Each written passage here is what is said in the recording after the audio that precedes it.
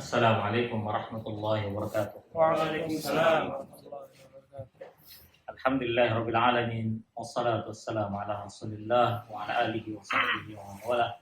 Wala haula wala quwwata illa billah ma ba'd. Baik, halukum jami'an. Ada yang sakit? Semoga Allah memberikan kesehatan kepada yang sakit. Oke. Menjaga kesehatan setiap orang yang sehat. Ya, menyembuhkan setiap orang yang sakit. Baik.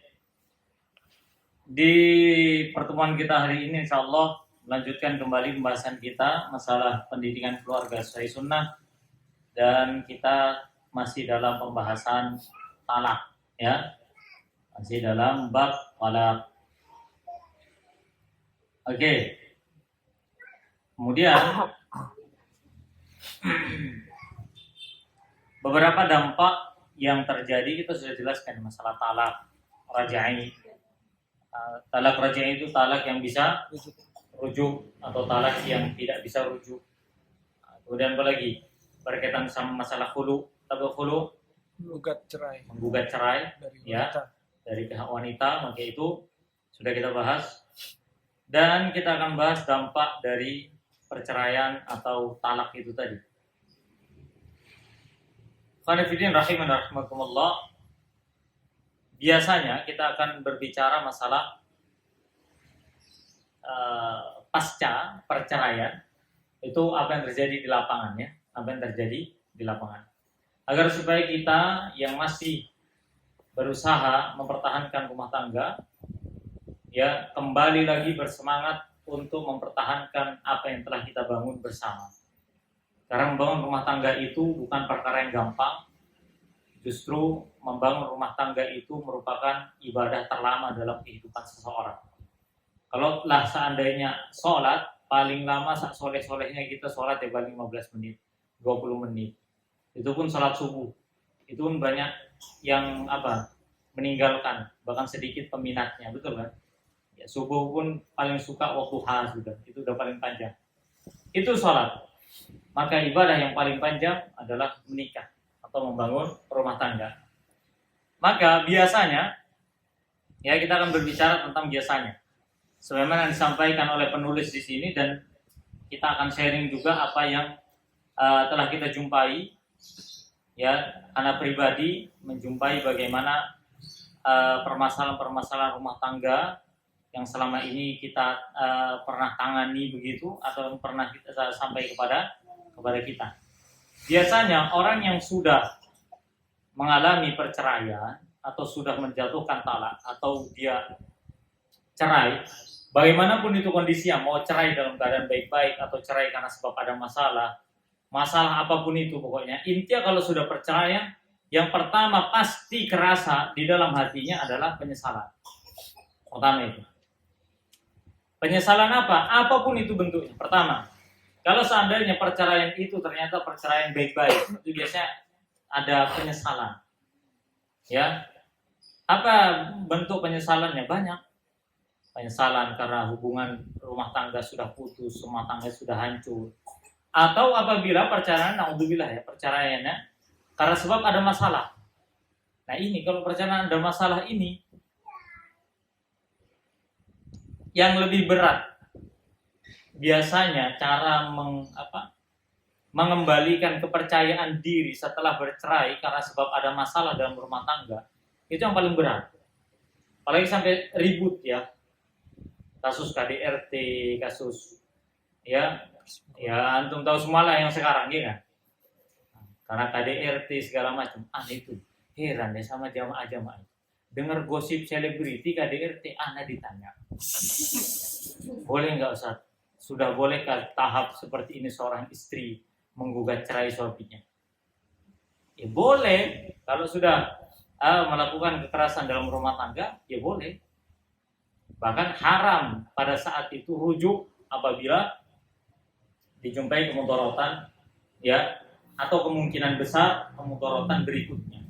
Karena tabiat manusia itu sulit untuk dirubah, ya, kecuali benar-benar dia mau merubahnya, seperti itu. Apalagi orang yang bercerai karena sebab masalah. Ini biasanya menghilangkan penyesalan dan dendam, ini susah. Karena biasa nyesel plus dendamnya itu campur jadi satu. Butuh waktu bertahun-tahun ya untuk melupakan hal-hal demikian. Bahkan ada orang itu yang sampai-sampai ya, karena saking dendamnya kepada mantan istrinya atau mantan suaminya, nggak enak ngomongnya. Terus aja. Main deh. Masalahnya serius, masya Allah. Serius dengerin. Sebenarnya anak seperti ini bagus ya. Cuman maksudnya dari sisi nangkep informasi itu bagus itu. Cuman kalau informasinya seputar ini ya, lah keluar yang kecil. Apalagi kalau mana tadi, bahkan ada orang yang saking dendamnya itu sampai mereka itu harus menelantarkan anak-anak mereka, karena kalau melihat anaknya ingat sama mantannya. Nah ini akhirnya menjadi korban, semuanya menjadi korban ya. Keluarga yang sudah dibina, anak-anak yang sudah mereka didik selama ini hancur semua ya. Ini kondisi pertama, biasanya penyesalan. Kemudian kalau toh ada dendam ya. Baru kemudian orang yang sudah bercerai itu biasanya dia akan sedih, betul-betul sedih ya. Sedih jika seandainya meskipun orang yang sama dalam sebuah rumah tangga, contohnya ada, kalau bahasa kita itu mungkin anak pendekatan maknanya itu gini, ada yang namanya hubungan rumah tangga itu hubungan toksik. Jadi hubungan rumah tangga ini kalau dilanjutkan itu akan menimbulkan ketidakharmonisan, bahkan saling menyakiti satu sama lain. Suami menyakiti istri, istri pun menyakiti suami. Biasanya itu karena sebab kedua-duanya itu tidak punya rasa ingin memperbaiki. Wah, antum jangan kira masa iya ada, Ustaz? Ada. Ketika suami melihat kesalahan istri, suami itu perasaannya bukan ingin memaklumi, ingin memperbaiki, bukan. Tapi ingin apa? Membalas. Paham nggak maksudnya? Jadi ingin balas. Begitu pula ketika istri melihat kesalahan suami, yang ada itu perasaannya pengen membalas. Ini namanya hubungan toksik. Nggak bakal ketemu sudah sampai kapan. Nah, biasanya kalau seperti ini sudah, ya meskipun hubungan jelek-jeleknya hubungan, kalau sudah bercerai itu pasti ada rasa sedihnya. Ya, meskipun dia ngomong, alhamdulillah saya sudah cerai dari pasangan saya yang toksik ini. Ya, tetap dalam hatinya pasti ada rasa sedihnya. Ya, maka itu akibat buruk dari perceraian. Kemudian, diantaranya pula adalah banyak hak yang ditelantarkan. Banyak hak yang ditelantarkan. Haknya siapa contohnya? Kalau sudah cerai itu hak siapa saja yang ditelantarkan itu? Hak anak, apalagi nanti masalah anak itu kita bahas itu. Hak anak, terus apa lagi? Yang sering dilupakan apa coba? Orang kalau sudah cerai. Nafkah buat siapa? Enggak, masih banyak orang menunaikan hak anak itu, masih banyak gitu. Yang sering dilupakan apa? Haknya mertua. Iya benar. Betapa banyak orang yang sudah cerai itu, itu mantan mertua saya. Tidak bakal jadi mantan mertuamu. Kalau dia ngomong, meskipun udah cerai, kamu meskipun cerai sama anak saya, tolong ya kalau ke pasar nanti tolong anterin ibu. Ya harus antum anterin itu.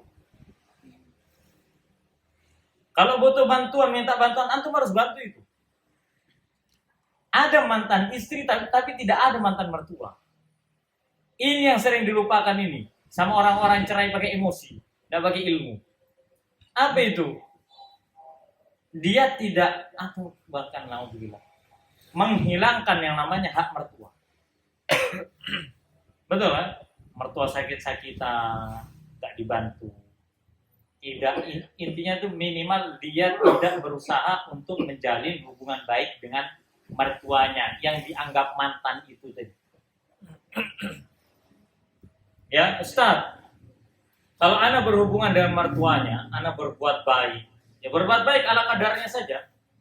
Intinya kan kita menunaikan kewajiban. Pertama sebagai seorang muslim, yang kedua bagaimanapun dia adalah mertua. Ustadz, kalau anak berhubungan dengan mertua saya, ya, dari mantan istri saya, maka istri saya marah-marah, Ustadz. Ya harus kasih pengertian. Seperti itu. Ya, harus diberikan pengertian. Bahwasanya dalam Islam itu begini dan begitu. Ini harus ini. Ya, jangan pernah menganggap bahwasanya mertua itu mantan. Itu betapa buruknya perceraian sampai banyak hak yang harus ditelantarkan. Kemudian akibat buruk perceraian itu diantaranya juga adalah banyak masalah-masalah yang muncul setelah perceraian. Apa contohnya? Masalah harta, betul nggak? Iya. Asuh. Hah? Asuh. Hak asuh anak. Anak itu sampai kayak dilelang, tuh nggak? Banyak nggak yang ngeribut masalah hak asuh anak sampai ke pengadilan? Saking nggak sepakat antara suami dan istri ini ketika sudah bercerai. Padahal ketika mereka memiliki anak-anaknya itu juga ujung-ujungnya dititipin ke pembantu. Ya kan? Ujung-ujungnya dititipkan kepada orang lain, dititipkan kepada pengasuh. Bukan dididik langsung oleh ibunya. Bukan dididik langsung oleh ayahnya. Enggak. Itu yang terjadi. Masalah-masalah baru itu muncul. Hak asuh anak, masalah harta gonong gini, betul nggak? Iya, nafkahnya anak, seperti itu. Lawang kadang ditinggal wafat sama pasangannya loh, itu anak itu saja. Padahal wafat, apa salahnya orang wafat? Emang salah orang wafat? Enggak kan? Tapi yang menjadi imbas itu siapa? Anak. Anak, betul lah. Apalagi anak masih kecil, belum mampu untuk berdiri sendiri. Nah itu.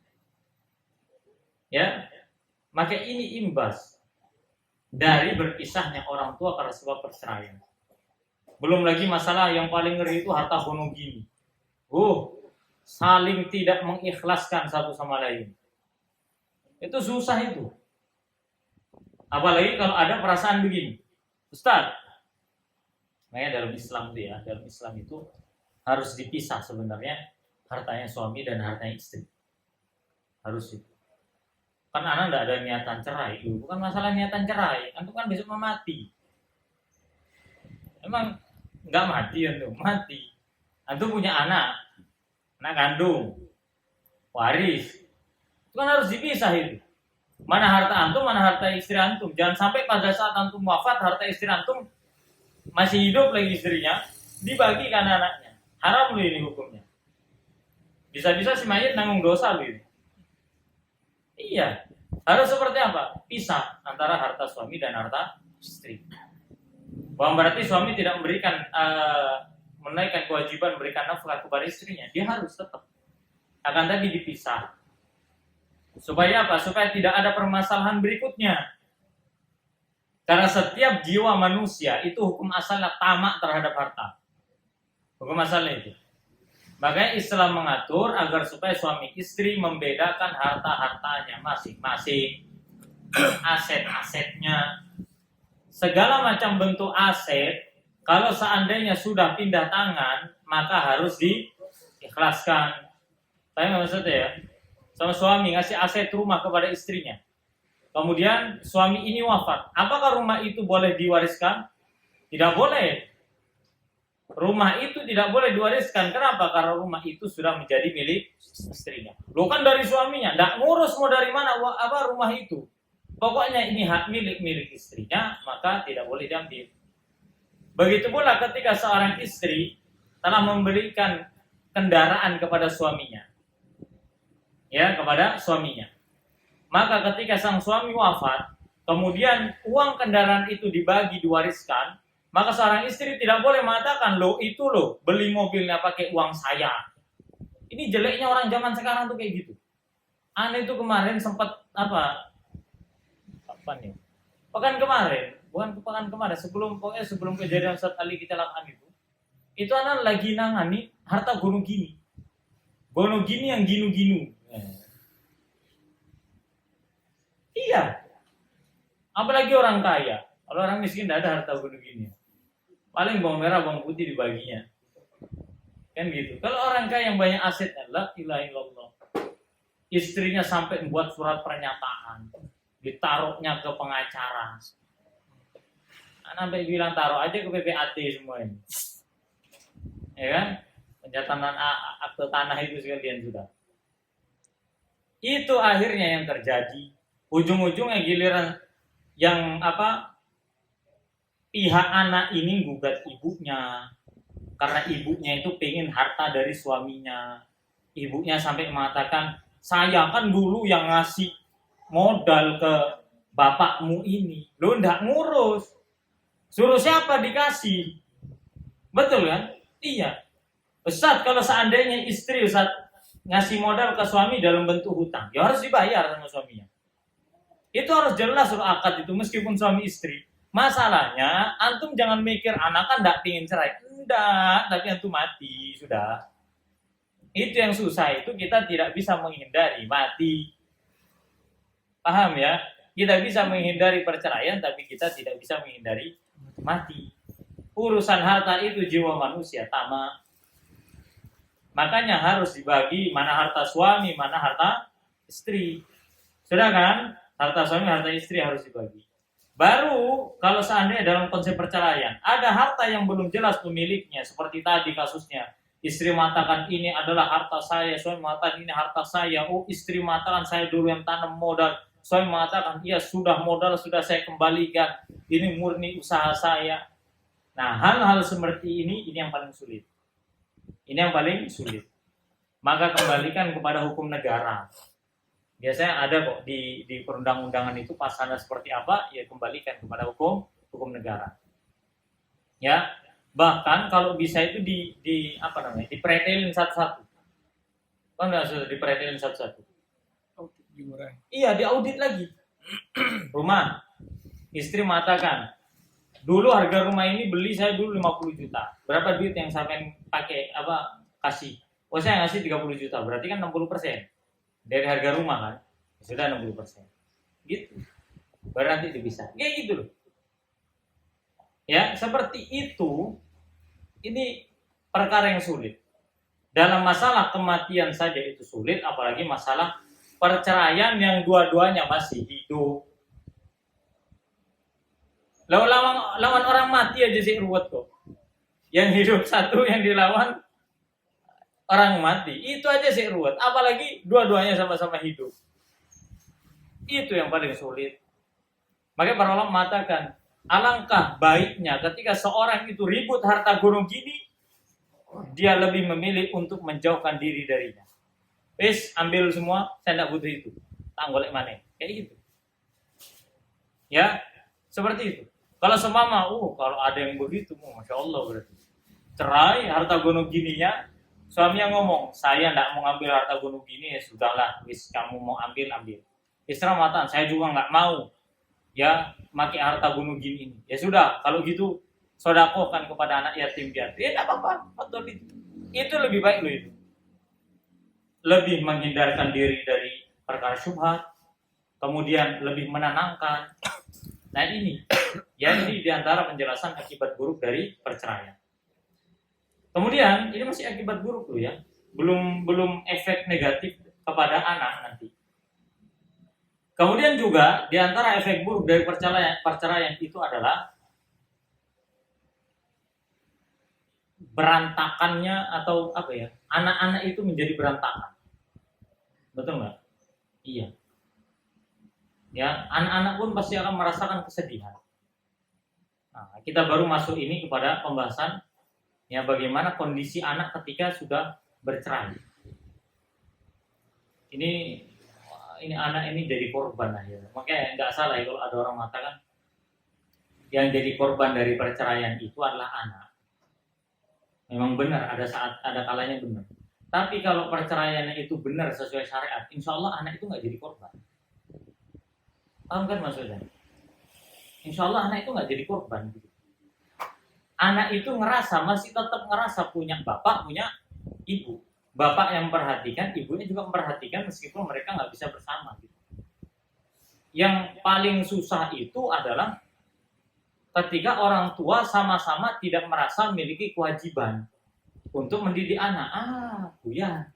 Atau yang merasa punya kewajiban mendidik anak kandung itu hanya salah satunya saja. Yang terjadi apa? Ya, kadang anak itu ikut bapak, dia tidak merasa punya ibu. Ketika anak itu ikut ibu, dia tidak merasa punya bapak. Ya, kadang yang lebih parah lagi, yang lebih kasihan lagi, kalau anak ini nggak dipegang bapaknya, nggak dipegang ibunya, tapi dipegang kepada orang lain. Baik keluarga bapak dipegangin kepada keluarga bapak atau dipegang kepada keluarga ibu. Ini pasti berantakan. Ya, lalu bagaimana kondisi anak yang orang tuanya bercerai? Ini anak berbicara dulu masalah pengalaman. Sepengalaman anak selama 8 tahun anak menjadi kesiswaan di pondok itu, anak melihat background setiap ada santri baru, itu pendaftaran itu kan ada tes konseling ya, masalah tes wawancara, latar belakang keluarga seperti apa, backgroundnya apa, orang tuanya seperti, bahkan ada yang orang tua itu ruwet sampai bingung anak. Terus bapakmu ini yang mana gitu? Bapak saya Ustaz yang ada di luar negeri. Lalu terus ibumu, lalu terus ngurutinnya itu susah. Oh antum begini, terus antum ikut nenek antum, iya habis ikut nenek ikut ini, kasihan. Rata-rata selama anak 8 tahun jadi kesiswaan, anak melihat bagaimana siswa anak sendiri loh ya, yang usianya 15 tahun ke atas loh, masih ada bekasnya. Masih, bayangkan yang 10 tahun ke bawah. Tahu nggak maksudnya? Bayangkan yang 10 tahun ke bawah. Anak yang orang tuanya bercerai, itu rata-rata yang Anda lihat di pondok itu ya. Dan ini semua ternyata anak pas tanya ke semua kesiswaan di pondok-pondok lain itu sama. Rata-rata anaknya itu sulit belajar, sulit konsentrasi, sama terkadang buat masalah. Apa sebabnya? Latar belakang backgroundnya karena dia kurang kasih sayang dari orang tuanya. Ketika dia bersama ibunya, dia tidak dapat sosok ayah kandung yang baik. Ketika dia ikut ayahnya, dia nggak dapat sosok ibu yang baik kepadanya. Ini kasihannya anak itu. Makanya kadang ya bandel, menyimpang segala macam. Kenapa? Karena anak ini sudah broken home kan gitu kan. Apa artinya broken home? Cerai. Kan istilah kerennya kan broken home ya. Broken hancur, home rumah hancur, digusur. Betul kan? Iya, dari broken home jadi broken heart, hatinya hancur juga. Kasihan anak itu.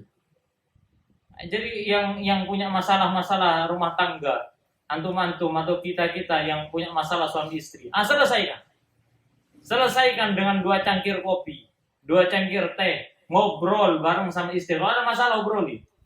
Jangan dipendem terus mati, dipendem juga orang yang masalah-masalahnya. Ya, jangan seperti ini. Enggak Ustaz, saya lebih baik menahan Ustaz sampai mati. Ini konyol ini, kalau seperti ini rumah tangga konyol ini. Kalau istri menahan karena sebab suaminya saya biar sampai mati Ustaz. Enggak boleh itu. Jangan sampai kita meninggalkan pasangan kita yang mati duluan atau pasangan kita yang wafat duluan dalam keadaan kita tidak ridho kepada dia. Baik yang wafat tidak ridho kepada yang hidup tidak ridho kepada yang wafat. Jangan sampai itu. Karena kalau sudah rumah tangga begitu nggak nyampe dunia aja itu, sampai akhirat itu. Bakal masing-masing sama-sama berat nih suami istri hisapnya ini. Makanya kalau ada masalah, wis mending di dunia mau nangis sampai akhirnya saya ember, ternyata terserah sudah. Pokoknya masalahnya selesai. Seperti itu. Kemudian kondisi anak setelah orang tua bercerai itu, ya mereka dalam keadaan bingung. Mengapa orang tua saya ini tidak bisa lagi bersama? Mengapa ayah ibu saya ini ini yang paling kacau lagi. Kalau orang tuanya bertengkar di hadapan anak.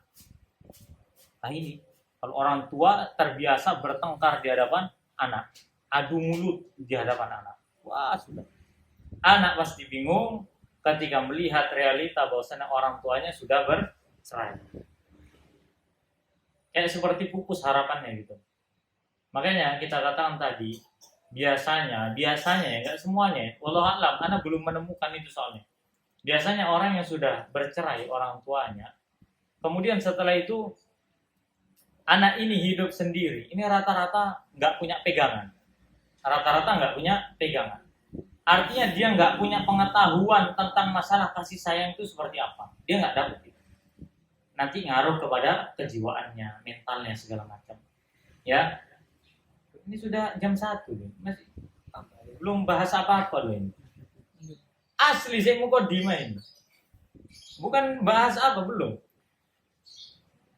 Lalu dalam masalah anak yang ditinggal bercerai oleh kedua orang tuanya, apa yang harus kita lakukan ketika kita melihat anak yang orang tua yang sudah bercerai? Yang pertama adalah yang harus kita lakukan menguatkan kejiwaannya. Kuatin dulu kejiwaannya anak itu. Tapi yang paling sulit itu adalah ketika anak sudah mulai mengerti apa-apa. Betul nggak? Sudah ngerti semuanya. Waduh, itu agak susah itu. Meskipun masih kecil, tapi kalau sudah ngerti apa-apa, itu paling susah. Ngasih pengertiannya segala macam, menguatkan dirinya bahwasanya dirinya baik-baik saja. Ini yang paling susah. Karena sangat jarang sekali, bisa dikatakan sangat jarang sekali ya. Ada suami istri itu yang berpisah dalam keadaan sudah siap. Kan banyak orang yang nggak siap sih pisah itu. Dadaan, nikah nggak siap, nggak punya ilmu, cerai pun nggak siap juga, nggak punya ilmu.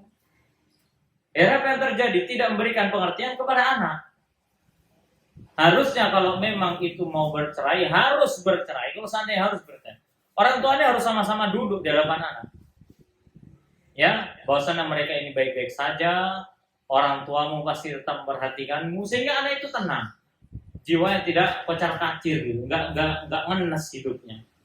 Ya, oleh karenanya dalam sebuah riwayat Nabi SAW mengatakan manusia yang paling baik adalah orang yang hidup di antara kedua orang tuanya. Artinya meskipun orang tuanya ini tidak bersatu lagi, tapi minimal orang tuanya ini memberikan perhatian. Masing-masing orang tua yang memberikan perhatian. Tidak ada menelantarkan anak satu sama lain. Kemudian di antara yang kedua, memberikan pertolongan kepada anak dalam sisi pergaulan. Nah ini harus pintar lo ya. Anak yang ditinggal bercerai oleh kedua orang tuanya ini biasanya menjadi anak yang tertutup. Kenapa? Ketika dia ingin mengadu, antum lihat aja. Biasanya anak kecil itu kan kalau ada apa-apa ngadunya ke siapa? Orang tua, betul nggak? Oh, pertama itu orang tua. Ke bapaknya, ke ibunya. Ya, aku lu ini. Nemu cicak aja yang diaduin orang tuanya. Bukan masalah loh. Ketika dia senang dia ngomong ke siapa? Ke orang tua. Ketika dia melihat sesuatu yang menurut dia itu gembira, dia ngomong ke siapa? Ke orang tua. Apalagi ketika masalah, pasti ngomong ke orang tua. Ketika itu semua tidak terpenuhi, apa yang terjadi? Dia akan tertutup. Gak ada tempat bagi saya lagi untuk berbicara. Sedangkan ayah saya hidup di sana, ibu saya hidup di sana. Ini yang paling kasihan. Makanya gimana caranya? Nah ini. Ketika kita ingin menolong anak orang-orang yang bercerai ini, kita harus memberikan lingkungan kepadanya. Kasih dia lingkungan, ya. Dia kasih lingkungan yang menjadikan dia kuat, yang membuat dia itu mau berbicara tentang apa yang dia inginkan. Ini secara psikologi kejiwaan pun anak yang tertolong, biasanya anak yang tertolong kan namanya. Anak yang tertolong ketika orang tuanya itu tidak ada, baik itu perceraian ataupun meninggal, biasanya anaknya dari sisi mental, kesehatan mentalnya lebih bagus. Mengatur emosinya juga lebih baik. Nah, seperti itu. Ya, adapun yang belum tertolong, maka biasanya emosinya kurang bagus. Kemudian yang ketiga, yang harus dilakukan ya, ketika kita melihat anak-anak yang telah ditinggalkan oleh kedua orang tuanya adalah mengajarkan mereka untuk tetap memuliakan orang tua. Ini yang sering dilupakan. Anak ikut ibu, ibunya ngomong, kamu tidak punya bapak lagi, itu bukan lagi bapakmu. Betul nggak? Terus anaknya ikut bapak, bapaknya menjelek-jelekkan ibunya, sehingga anak itu tidak mau kepada ibu kandungnya. Atau anak ini dititipkan kepada keluarga salah satu pasangan ini, baik keluarga suami atau keluarga istri. Biasanya keluarga ini kalau nggak benar, nggak ngerti ilmu, biasanya dijelek-jelekin, betul nggak? Ikut keluarga bapak akan mengatakan kepada anak, ibumu itu begini begitu. Ikut keluarga ibu, dia akan mengatakan bapakmu begini dan begitu. Seharusnya kedua keluarga ketika mengetahui bahwasannya anak dan mantunya sudah bercerai, maka kewajibannya adalah membimbing cucu-cucunya atau karib kerabatnya ini agar supaya mengerti kondisinya, tetap menghormati kedua orang tuanya. Atau seandainya orang tuanya kafir pun, ya sudah tetap harus diperbaiki. Kemudian apa lagi? Ya, di antara yang harus dilakukan ketika seorang mengetahui ada anak yang ditinggal cerai oleh kedua orang tuanya adalah ya senantiasa memberikan semangat pendidikan kepadanya. Kasih semangat pendidikan. Ya, karena sungguhnya kita menolong orang-orang yang kesulitan itu pasti mendapatkan pahala yang besar di sisi Allah Subhanahu wa taala. Ya, terutama kalau anak-anak itu yang mereka kasihan ya, ditinggal cerai segala macam, ibunya sama orang tuanya sama ayahnya masih hidup tapi nggak bisa dipegang semua dua-duanya. Maka ini butuh pendidikan. Cari tempat-tempat pendidikan yang mana anak itu terarahkan. Karena rata-rata anak-anak yang tidak terarahkan, apalagi orang tuanya itu sudah bercerai, ketika masuk lembaga pendidikan yang salah, maka akan semakin menjadi-jadi. Nah, seperti itu. Kemudian lagi, apa yang harus dilakukan? Di antaranya juga berbelas kasih kepada mereka, ya, berbelas kasih kepada mereka karena mereka dalam kondisi sulit. Gak boleh dimusuhi, karena seperti itu, justru ditolong. Ya, dibantu, dinafkahi. Ustaz, kalau orang tuanya tidak bertanggung jawab dua-duanya, ya antum bisa menafkahi, tidak masalah. Gitu. Itu pahala buat antum besar sisa Allah Subhanahu wa taala. Sekalian didik sekalian sampai jadi orang gitu, orang bermanfaat. Baru antum nanti bakal dapat pahala yang besar sisa Allah. Ya, jadi harapkanlah segala sesuatu ya dari Allah Subhanahu wa taala. Jadi kalau anak itu intinya menurut antum lebih ngenes mana? Anak yang ditinggal wafat dan yatim karena ditinggal wafat atau karena perceraian? Yang paling ngenes itu perceraian. Kalau tinggal wafat ya sudah. Yatim, dia hanya bisa melihat batu nisan orang tuanya tanpa bisa mengharapkan kembali orang tuanya bisa hidup. Tapi yang jadi masalah adalah ketika orang tuanya dua-duanya hidup, akan tapi belum bisa atau tidak bisa mengasihani dirinya. Allah Ustaz, itu yang bisa Anda sampaikan. Ini ada hadiah ya? Anda mau ngasih hadiah apa? Apa pertanyaannya? Ini juga bingung. Dua-dua. Oke, dua-dua. Ikhwan 2, akhwat 2. Siapa dulu? Akhwat dulu ya. Ikhwan dulu apa akhwat dulu? Akhwat dulu. Oke, akhwat. Siap ya? Oke, beserta akhwat. Sebutkan dampak buruk perceraian 2 saja bagi keluarga itu. Apa, Bu? Bagi keluarga itu saja.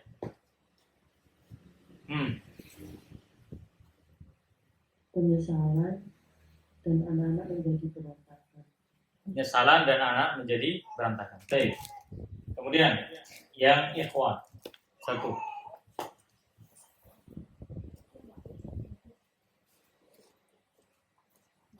Apa yang menjadi tuntunan Islam dalam masalah harta suami istri? Nah, betul. Dipisah hartanya lu ya, jangan keluarganya. Hartanya yang dipisah. Maksudnya gimana? Bisa kasih penjelasan sedikit? Harta suami dan harta istri. Kenapa harus dipisah? Biar ada masalah nantinya. Ketika kapan contohnya? Ketika terjadi perceraian atau ketika berpisah karena sebab kematian. Baik, Kemudian akhwat lagi. Nah, akhwat ini hadiahnya kok berat-berat. Masya Allah loh, berat-berat hadiahnya akhwat. Oke, pertanyaan kedua untuk akhwat yang belum dapat hadiah ya. Pertanyaan kedua untuk akhwat di sini adalah apa dampak buruk bagi anak ketika mengetahui orang tuanya bercerai? Apa itu? Sebutkan 2 saja.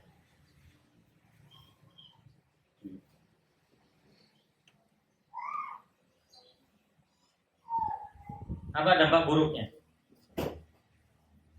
Rata-rata anak akan kesulitan belajar dan sulit konsentrasi.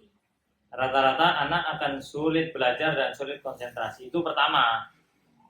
Enggak usah sulit belajar, yang kedua sulit konsentrasi. Emang belajar nggak butuh konsentrasi? Kalau dipisah jadi 2 berarti yang jawab nggak konsentrasi. Oke, yang kedua apa Bu? Anak-anak akan dalam keadaan bingung atau trauma. Trauma atau dalam keadaan bingung. Oke, betul. Kayaknya kitab. Kalau ikhwan tuh, Masya Allah. Oke, hadiah terakhir dari ikhwan.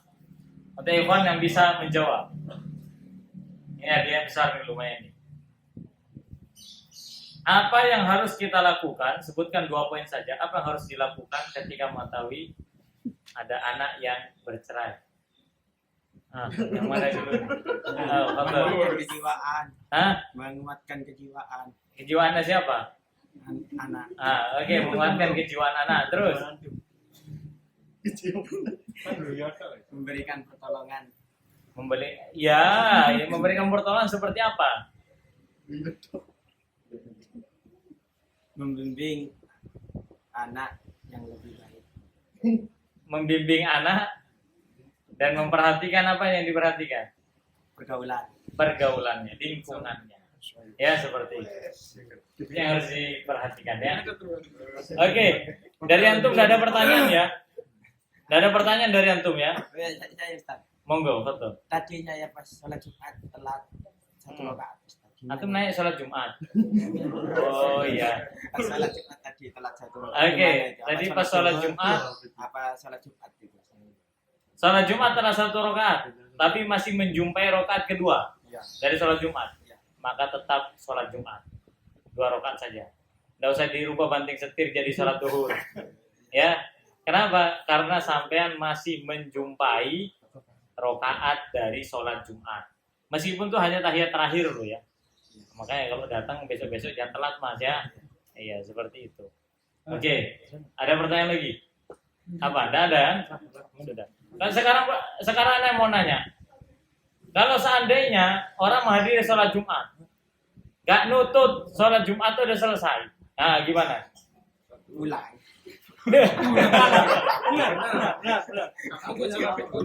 Kok pulang sih? Besok tak masjid ini. Sholat apa? Sholat duhur. Kenapa? Karena tidaklah sholat Jumat itu disebut sholat Jumat kecuali harus berjamaah atau bergabung dengan para jamaah yang sholat Jumat. Minimal sampai pernah nyempil gitu loh. Paham nggak sudah? Nyempil dalam sholatnya, makanya dapat tahiyat terakhir sebelum salam. Kalau sampean itu hadir sholat Jumat, pada saat imamnya sudah salam ke kanan 1 kali, maka sudah tidak terhitung sholat Jumat. Dengerin. Ustaz kan masih ada salam kedua. Enggak. Salam kedua itu sunnah, salam pertama itu rukun. Aslinya kalau kita mau meringkas sholatnya, aslinya. Sampai salam kanan, assalamualaikum. Enggak salam kiri loh, sah. Cuma paling digebukin jamaah gitu aja. Ya, paling ditegur orang gitu aja. Iya, soalnya yang kayak gini ini sunnah. Seperti itu. Bahkan ada para ulama mengatakan boleh tidak mengucapkan salam kedua, bahkan kalau toh dia mengucapkan boleh tidak menoleh. Assalamualaikum warahmatullahi wabarakatuh. Assalamualaikum. Udah. Boleh. Makanya kalau sampai salat Jumat, pas imamnya sudah salam pertama, assalamualaikum warahmatullahi wabarakatuh. Sampai datang, silakan sholat zuhur. Enggak jadi sholat Jumat. Wallah alam bisa. Ada pertanyaan lagi? Udah nggak ada? Pertanyaannya kok telat? Hah? Kok telat? Anak mau naik gitu. Ya. Pertanyaannya kenapa kok telat sholat Jumat? Nah, Sambil oh karena kerja. Oke. Oke, moga-moga Jumat depan pekerjaannya cepat selesai. Amin. Ya, jadi sebelum Jumatan sudah mulai bisa hadir sholat Jumat. Ya, wallah alam sahab. Subhanallah rabbana hamdika. Assalamualaikum warahmatullahi wabarakatuh. Waalaikumsalam.